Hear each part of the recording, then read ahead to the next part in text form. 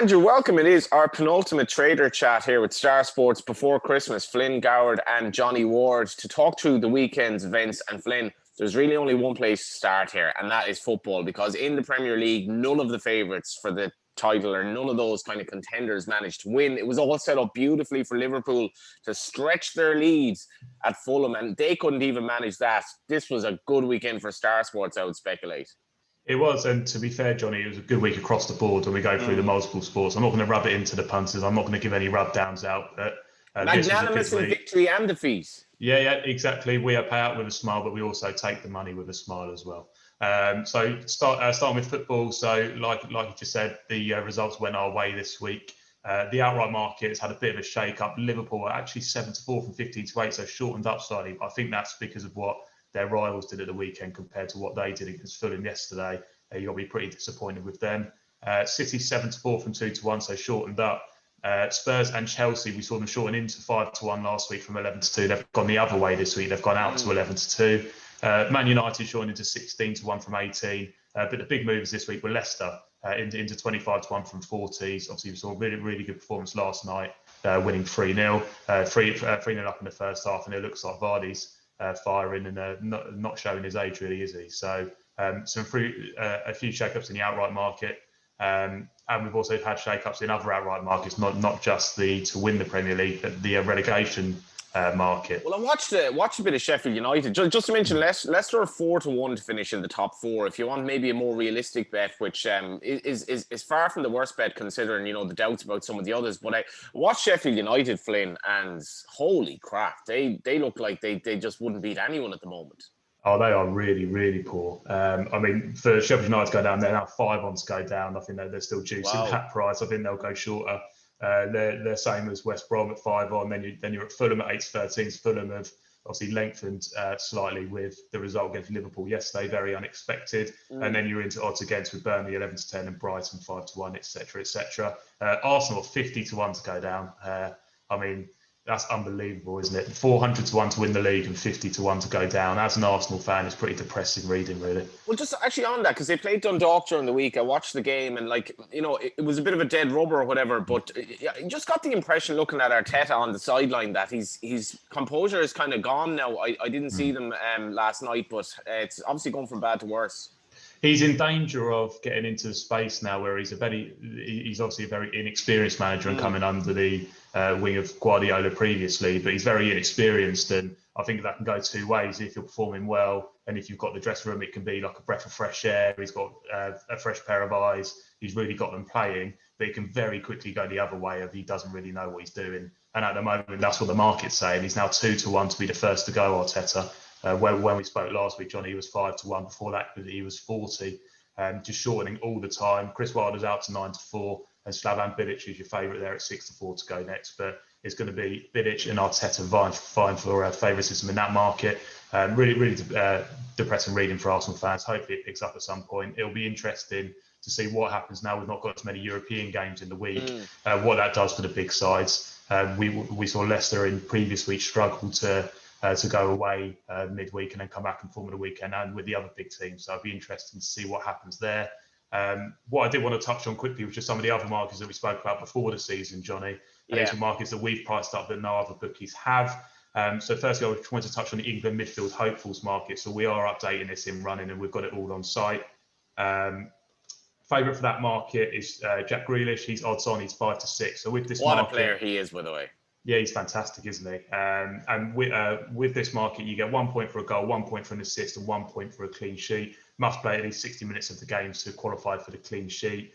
And it's essentially a tally of these points, and whoever has the most points at the end of the season will win the market. So Jack Grealish is on 16 at the moment. He's 5-6. James Ward-Prowse had a really slow start to the season. He's on 12 and he's 3-1 second in. James Maddison obviously scored a worldie yesterday and then scored another. He's on 9 at 11-2, and then it's 11-2 Mason Mount and 8-1 Bar in that market. In terms of who we have laid for that market, before the season we laid Dele Alli, who actually came on the other day, but he's now a massive price. And we laid Ward-Prowse at 14-1, and like I just said, he's now 3-1. Just another market to talk about along with that theme is the goal scorer pairs market. So we paired up players from the Premier League, and it's essentially a top goal scorer market, but in these pairs. Salah and Bamford lead this market on 18 at the moment. They're now 2-1. We actually laid them before the season as well. Harry Kane and Jack Grealish are second in at 3-1. They're on 14. Then you've got Sterling and Son on 13. They're 4-1, and then it's 5-1 bar. And just the last market I wanted to talk about was the goals contributions market. So essentially a combine of goals and assists. Harry Kane's on 19. He's just been firing on all cylinders in terms of assists and goals. I'm sure that people who have him in their fantasy football team will know that. He's on 19 at 7-4.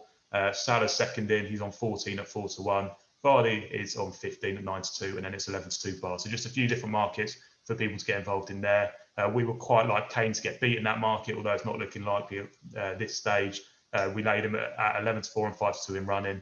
And he also started at 13-2 pre-event, and like I say, now he's 7-4.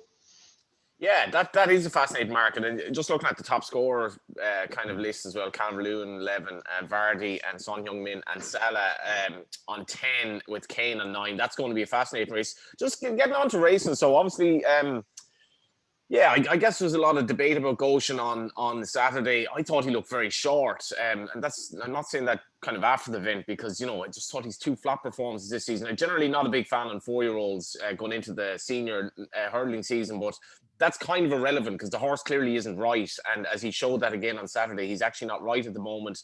So I don't imagine this international hurdle did much in terms of the champion hurdle market. Well, he obviously went out in the market. It was quite a big one for us. We actually had quite a lot of money running up onto Goshen. We had a few multis early that actually ran up onto him at 7-4, 2-1. So are you kind of trying to take him on? Oh, most definitely, yeah. I mean, like when you just spoke there about juveniles coming into kind of graded hurdles. I mean, if we think back, obviously I'm quite young, but when I think back of juvenile hurdlers, I mean, Al Connor's probably the best one I can think of, and then you've got Defi DeSoy, and I mean, the others just haven't really Catching was all right as well in terms of because he was a bit of a fluke. But if you even look at the bare form or the bare rating of what he achieved as at Cheltenham when he unseated or fell or whatever you want to call it, he's still actually not entitled to be as short as he is in the market taking on senior horses, even on that form. Not to mind that he has to show that he's been beaten twice already this season. Anyway. Yeah, exactly, and he ran just like that. Obviously, he's got the heart issue, but I mean. I could be betting him for anything, and you just have to wait to see what's going to happen with him. But we were certainly very happy to see him beat in the international hurdle. We were laying him for the champion hurdle pre-race 8-1, which I thought was absolute madness. We also laid quite a bit of 12 for him to win the race on Saturday and win the champion hurdle. Lovely. So they've gone down. Someone's now 16-1 for the champion hurdle. Thought he probably needs a Ryanair hurdle, doesn't he? Just 2.5 miles would be perfect for him. Just staged really, really well. He was there up in the van pretty much the whole way and just didn't go away and battle right to the line. Unlucky.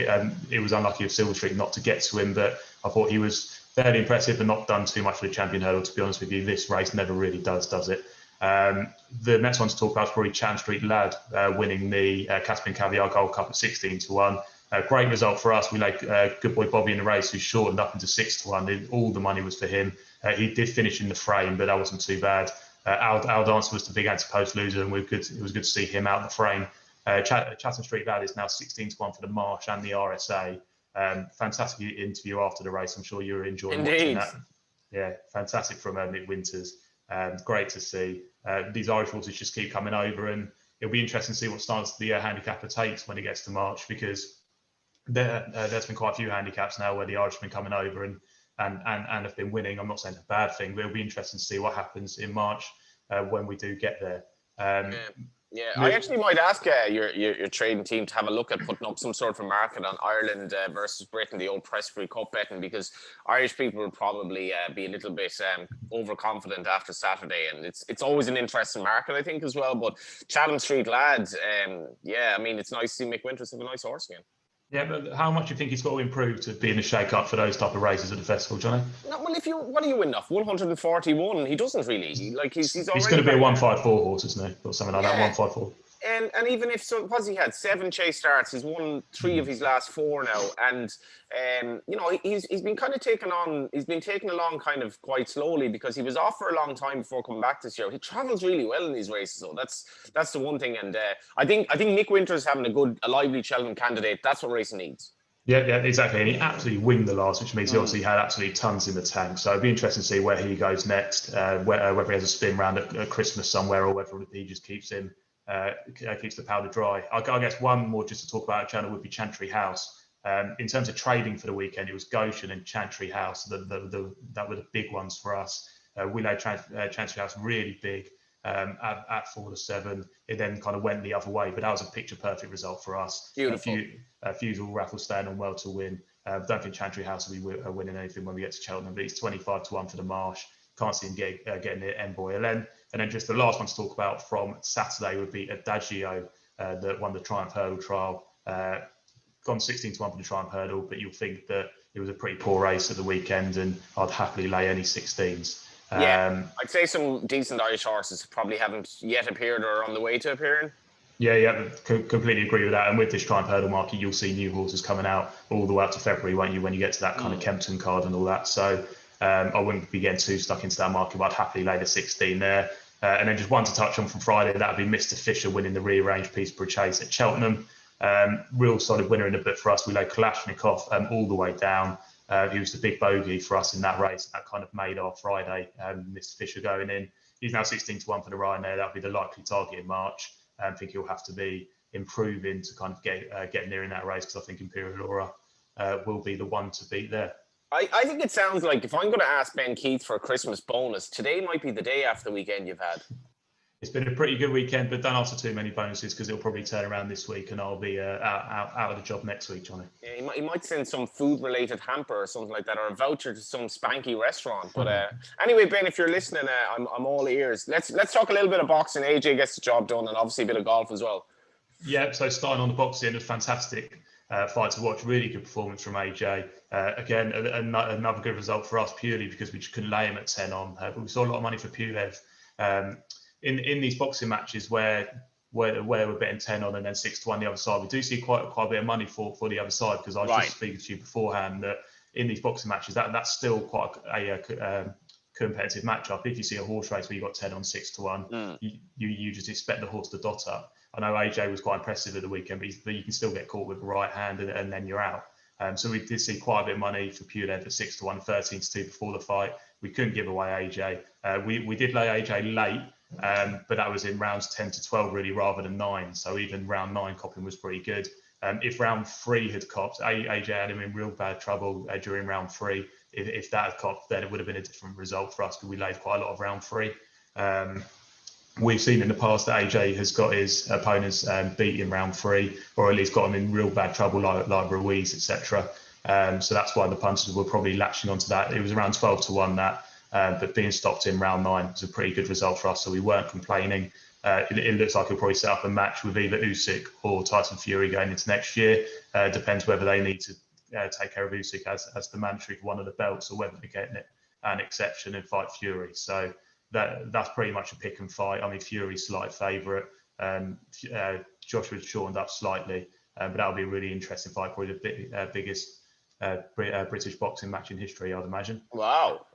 So it'll be pretty good next year. And then the golf, we had the Dubai World Tour Championship. Lee Westwood won the actual race to Dubai. It's like the European Tour version of the FedEx Cup.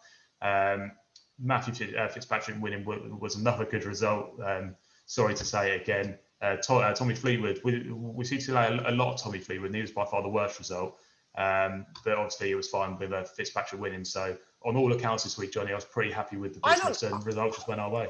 I don't think you recognise the sheer goodwill of punters I talked to out towards Star Sports, because Star Sports is an old-fashioned bookmaker, and I have to say, you know, the lads who lose to Star Sports, they still say, well, they laid me a bet, and actually, I don't really mind. The bookmaker has to win sometimes, so take it that a lot of people will be celebrating your success, or at the very least, you know, respectful of it towards the end of the year and so forth. I'd like to think so. I mean, it's exactly the same from us if it's the other way around. If we're losing, then we're happy for punters to be winning. And hopefully it's the other way around. I can't say it always is, but Yeah. it's been a good week, and it could all change this week, so we won't get ahead of ourselves. Yeah, football and racing this week. Yeah, so football, we've got Liverpool Spurs. It'll be interesting to see if people play the unders in that game, because Mourinho sets up just to be a bit boring and then try and nick it on the counter-attack. So I'd like to say it'll be a good game, but it probably won't be. Leicester versus Everton, I think will be quite a good game at the weekend. Obviously, both teams in quite good form. I think that'll be a decent match. And then on the racing front, we've got Ascot, we've got the Long Walk Hurdle. Hopefully we'll have Time Hill versus Paisley Park. Indeed. Round 2. Be interesting to see how Paisley Park comes on for the run. Obviously, I don't think they were going to knock him around after his heart defect in his first run back at Haydock, I think it was, wasn't it? Was it Haydock? I can't remember what's off my head. But during his first run back, so it will be interesting to see how it all goes on Saturday at Ascot. Yeah, I still think Paisley Park's going to have quite a decent season. I think he might be, I think he's going to be banged there in the staying hurdle division. Just lastly, though, you mentioned the big games coming up this week. That Manchester derby. I mean, if football were like that all the time with nobody at the game and you were served that sort of football, oh my God, would anyone watch it? Yeah, I mean, I think there was one tweet that epitomised the game, and it was Liam Gallagher who just tweeted himself snoring. I mean, it was pretty much that. It was really, really poor. I kind of set up to watch it, and it was just a real poor match to watch. Can't help but notice that your Christmas tree stash seems to be decimated, and of course there were rumours that it was craft beer, so that would add up, wouldn't it? Well, the craft beer is still there in the box, and they're being opened slowly. The bedroom, the presents have been moved to the bedroom because some need to be rewrapped. My missus wasn't happy with my wrappings, so right. They've been sent back to be redone, unfortunately. I'll keep an eye out for next week, because we still have some time, up until Christmas, see what's developing under the tree. But Flynn, it was great to talk to you. Yeah, cheers, Johnny. We shall talk to you next week.